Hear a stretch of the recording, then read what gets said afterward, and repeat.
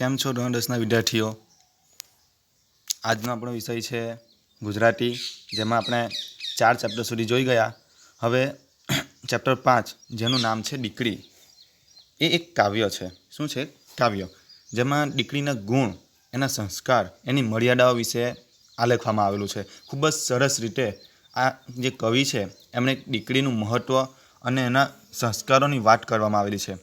તો આ જે કાવ્ય છે દીકરી, એમના લેખક છે અશોક ચાવડા, જેમનું ઉપનામ બેદિલ. જેમનું ઉપનામ શું છે? બેદિલ. એમનો જન્મ 23/8/1978 23/8/1978ના રોજ થયો હતો. તેઓ હાલમાં પણ હજુ જીવિત છે.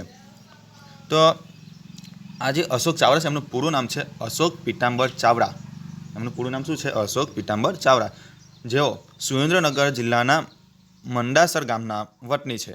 સુરેન્દ્ર જિલ્લાના મંડાસર ગામના વતની છે. તેઓ હાલમાં ગુજરાત આયુર્વેદિક યુનિવર્સિટીમાં નોકરી કરે છે.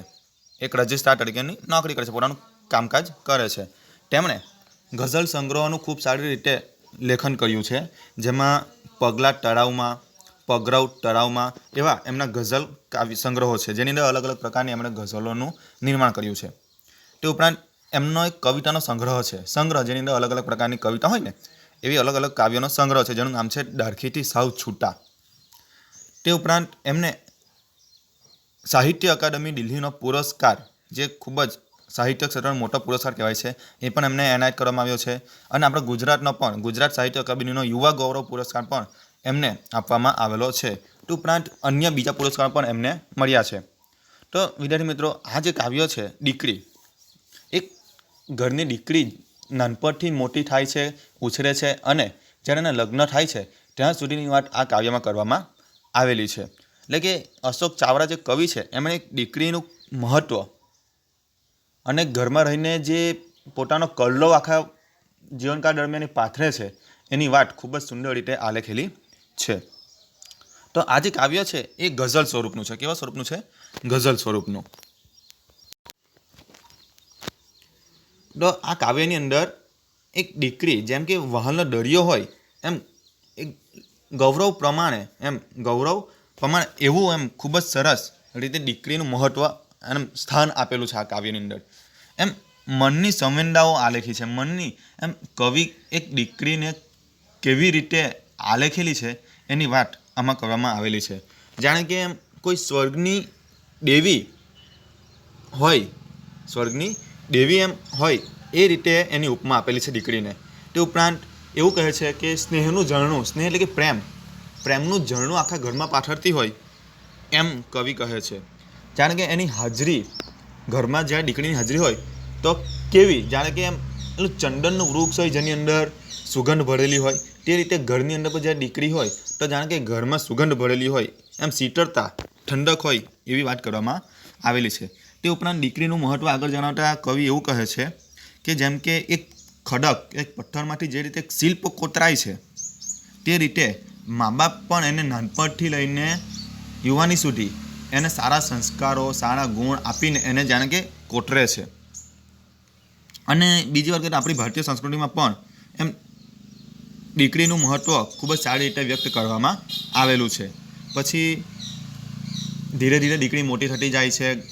નાનપણથી લઈને મોટી થાય ત્યાં સુધી ઘરમાં હર્ષો ઉલ્લાસ આનંદ હોય છે. પણ જ્યારે એને પરણવાની વાત આવે છે ત્યારે એવું કહેવાય છે કે દીકરી એ મોટી થયા પછી બાપનો હાથ મૂકી દે છે, છોડી દે છે. ને જ્યારે દીકરી સમજદાર થાય છે, સમજુ થાય છે, તો પછી આગળ એ પોતાના ઘરને સહાયભૂત થાય છે. એવી વાત કરવામાં આવે છે, એમ મદદ કરે છે. જ્યારે મદદ કરવાનો થાય, આપણે હંમેશા એક દીકરાને જ મદદ કરતા જોયો છે, પણ ખરેખર દીકરી પણ એમ મદદ કરતી હોય એવી યાદગાર ચિત્ર આમાં આલેખેલું છે. અને મોટી થાય પછી દીકરીને વિદાય કરે છે લગ્ન કરીને, તો જે રીતે ઘરના લોકોની, પિતાની એમ આંખો ભીની થાય, પાંપણ ભીની થાય, તે પ્રત્યક્ષ રીતે આની અંદર આલેખવામાં આવેલું છે. અને તે સમયે જ્યારે દીકરી રડતી આમ સાસરે જાય છે તો પિતાની નજરે જે આલેખાયેલું ચિત્ર છે, એમ મધુર વાત્સલ્ય વ્યક્તિત્વ દીકરીનું અને પિતાનું, એ પણ આ કાવ્યની અંદર ખૂબ જ સારી રીતે આલેખવામાં આવેલું છે. એટલે કહેવાનો મતલબ સાચી વાત કરીએ તો આ કાવ્યની અંદર એક દીકરી અને એક પિતાનું નાનપણથી લઈને મોટા થાય ત્યાં સુધીનું એમ મનના ભાવો આ ગઝલ દ્વારા ખૂબ જ સારી રીતે આલેખવામાં આવ્યા છે. તો વિદ્યાર્થી મિત્રો, કાવ્યની અંદર શું કહેવા માગે છે તમને સમજ પડી ગઈ હશે. આપણે કાવ્ય જોઈશું, એના શબ્દાર્થ જોઈશું. મોટે ભાગે આ કાવ્યની અંદર એક દીકરીને અલગ અલગ રીતે મહત્ત્વનું એનું દર્શાવ્યું છે. આપણે કાવ્યની વાત કરીએ તો પહેલી જે પંક્તિ છે, આપણે જોઈએ પહેલી પંક્તિ શું કહેવા માંગે છે. તો તમને દેખાતું હશે અંદર લખેલું છે, એના શબ્દાર્થ પણ આપણે સાથે જોતા જઈશું. તો જોઈએ, સ્વર્ગની એકે દેવીની ઝલકમાં દીકરી છે, સુખદ ચંદન ને કુમકુમના તિલકમાં દીકરી.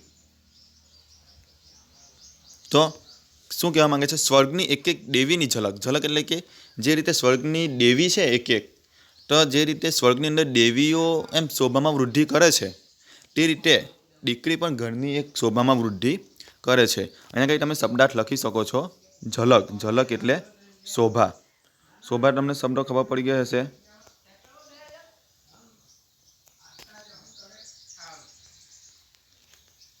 શું? શોભા. તો ઝલક એટલે કે શોભામાં વૃદ્ધિ કરે છે. જે દેવી સ્વર્ગની શોભામાં વૃદ્ધિ કરે છે, તે રીતે ઘરની અંદર પણ એક દીકરી શોભામાં વૃદ્ધિ કરે છે.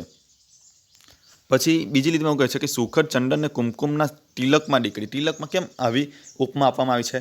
તો જે રીતે સુખદ ચંદન એક સુગંધ ફેલાવે છે, તે રીતે એક દીકરી પણ આખા ઘરની અંદર હલ્લો ઉલ્લાસથી ઘરની અંદર એક ખૂબ જ રમણીય વાતાવરણ ઊભું કરે છે.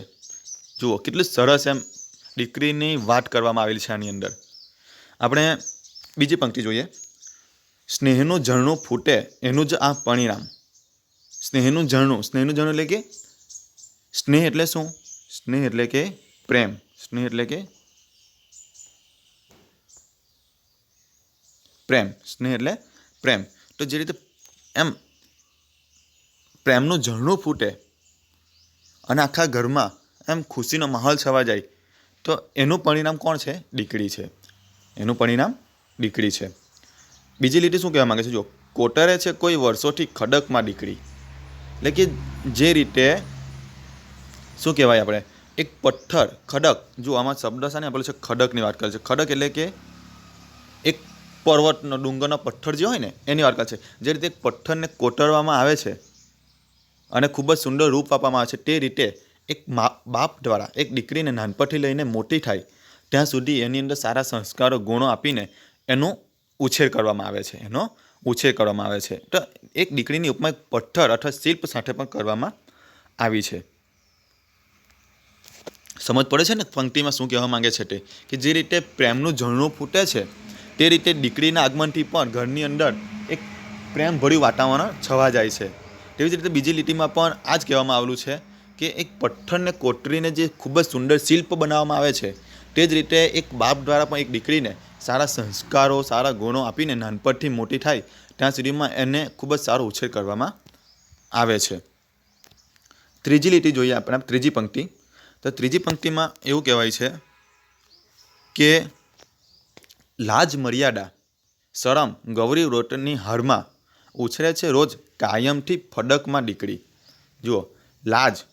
લાજ મર્યાદા એટલે કે શાની વાત કરી છે? આપણે ઘરની આબરૂ અને મર્યાદાની વાત કરી છે કે દીકરી ઘરની આબરૂ, લાજ, મર્યાદાને રાખે છે. તે ઉપરાંત શરમ, જુઓ શરમની વાત પણ કરવામાં આવે છે ને, શરમ. તો દીકરી એમ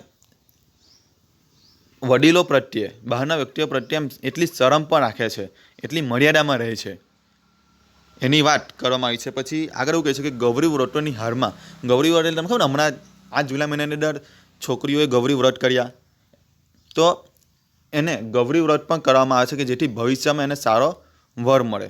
તો આવા પૂજા પાઠ એને ઘર દ્વારા કરાવવામાં આવે છે અને એ રીતે એનો મોટી થાય ત્યાં સુધી એનો ઉછેર કરવામાં આવે છે. પછી શું કહે છે? જુઓ, રોજ કાયમથી ફડકમાં દીકરી. રોજ કાયમથી ફડકમાં દીકરી એટલે શું કહેવા માંગે છે? કે રોજ કાયમથી એટલે કે રોજ આ રીતે દીકરી ઘરમાં અલગ અલગ પ્રકારના માહોલની અંદર પૂજા પાઠ કરી અન્ય લોકોની લાજ શરમ રાખીને એનો ઉછેર કરવામાં આવી રહ્યો છે। ચોથી પંક્તિ આપણે જોઈએ। ચોથી પંક્તિ શું કહેવા માંગે છે? જે શિરે હું હાથ ફેરવતો હવે એ હાથ દે છે। એટલે કે આમાં પિતાની વાત કરવામાં આવે છે કે જે શિરે, શિરે એટલે કે શું? મસ્તક। શિરે એટલે કે મસ્તક। મસ્તક તો તમને ખબર પડતી જ હશે। મસ્તક, મસ્તક એટલે કે માથું। એટલે કે જે શિરે હું હાથ ફેરવતો, એટલે કે જે માથા પર હું હાથ ફેરવતો, એ હાથ એ હવે મને હાથ આપે છે। જો એ હવે એ હાથ આપે છે। એટલે કે જેમ કે જ્યારે નાની હતી દીકરી ત્યારે એનો બાપ, એનો પિતા એની પર હાથ ફેરવીને આશીષ આપતા હતા। હવે જ્યારે દીકરી મોટી થઈ છે ત્યારે દીકરી હવે બાપને હાથ આપે છે। જુઓ કેટલું સરસ એમ આલેખેલું છે કે દીકરી હવે મોટી થઈ છે તો હવે એ દીકરી એક બાપનો સહારો બને છે। જ્યારે દીકરી નાની હતી ત્યારે બાપ એનો સહારો બનતો હતો, એના પિતા એને હાથ આપતા હતા, માથે હાથ ફેરવતા હતા। હવે કોણ હાથ આપે છે? તો એ દીકરી મોટી થઈને પિતાજીને હાથ આપે છે। બીજી લીટીમાં શું કહે છે? વિસ્તરે છે એમ સમજણના ફલકમાં દીકરી। વિસ્તરે છે એટલે કે ફલક। ફલક એટલે શું કહેવા માંગે છે? એક વિસ્તાર। ફલક એટલે કે એક વિસ્તાર, એક જગ્યા, એવો વિસ્તાર કે જે રીતે દીકરી એમ એક વિસ્તારની જેમ એમ વિસ્તરે છે, મોટી થાય છે, સમજુ બનતી જાય છે।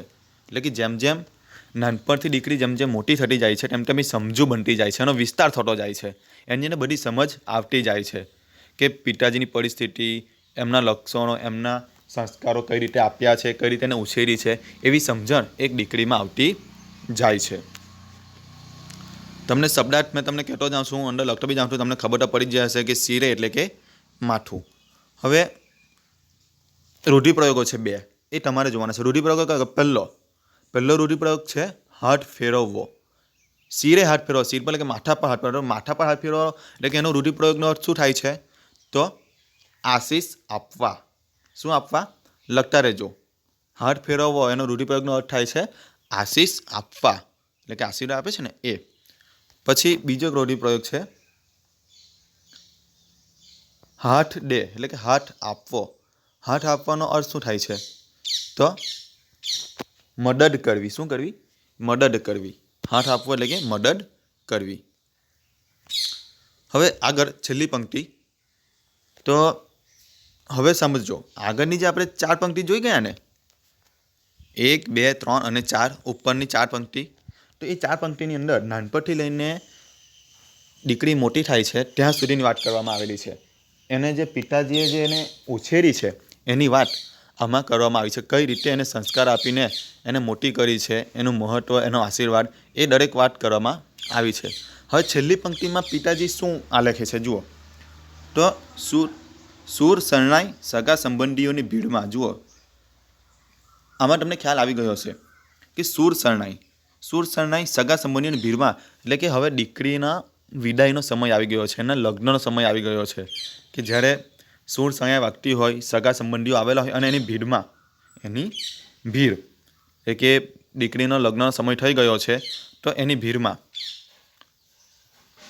રોજ ભીની થાય છે ભીની પલકમાં દીકરી। રોજ ભીની થાય છે ભીની પલક। પલક એટલે શું? પલક એટલે કે પાંપણ।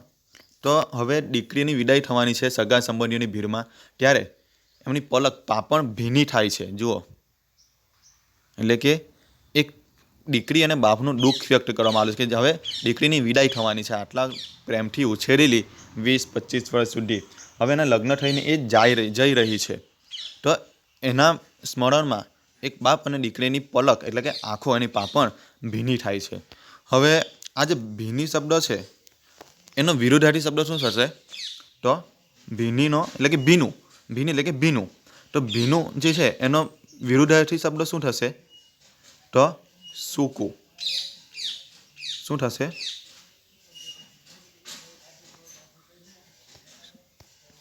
સૂકું। સૂકું થશે ને? ભીનોનો વિરુદ્ધાર્થી શબ્દ સૂકું। તો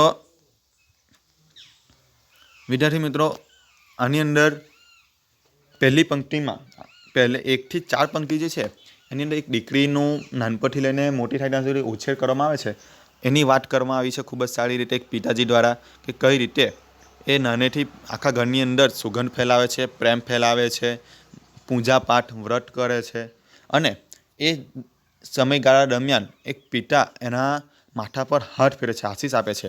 પછી ધીરે ધીરે વર્ષો વીતતા જાય છે, દીકરી મોટી થતી જાય છે અને મોટી થાય પછી એ દીકરી પિતાજીને હાથ આપે છે, એ પોતાની મદદ કરે છે અને અંતમાં છેલ્લી પંક્તિમાં એનો વિદાય થવાનો સમય આવી જાય છે, જ્યાં સગા સંબંધીઓ ભેગા થાય છે અને એ ભીડની અંદર જ્યારે એક દીકરી વિદાય થઈ રહી છે ત્યારે દીકરી અને બાપ પિતાજી એ બંનેની આંખો પણ ભીની થઈ જાય છે. ને સ્વાભાવિક છે, ભીની થઈ જાય. જ્યારે એક દીકરી પોતાનું ઘર છોડીને જાય છે, નાનપણથી ઉછરેલી પ્રેમ ભાવથી એ દીકરી છોડીને જાય છે, એની વાત ખૂબ જ સારી રીતે આલેખવામાં આવી છે. તો વિદ્યાર્થી મિત્રો, આ કાવ્ય જે ગઝલ સ્વરૂપે દર્શાવવામાં આવેલું છે અશોક ચાવડા દ્વારા, એ ખૂબ જ સરસ અને એમ કહી શકાય કે હૃદય પણ લાગી આવે એ રીતે કાવ્યની રજૂઆત કરવામાં આવી છે.